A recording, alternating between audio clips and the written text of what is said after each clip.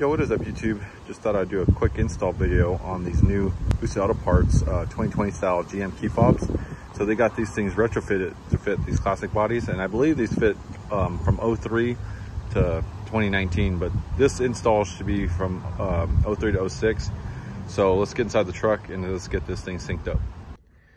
All right, so inside the truck, it was hard to do it one-handed just because I didn't have nobody else to hold the camera for me right now. But anyways, I'm just going to tell you guys how to do it. Super simple. So what you're going to want to do is hold the unlock button on the driver door. As you're holding it, cycle the ignition twice, but don't start the truck. Just go to on and off twice.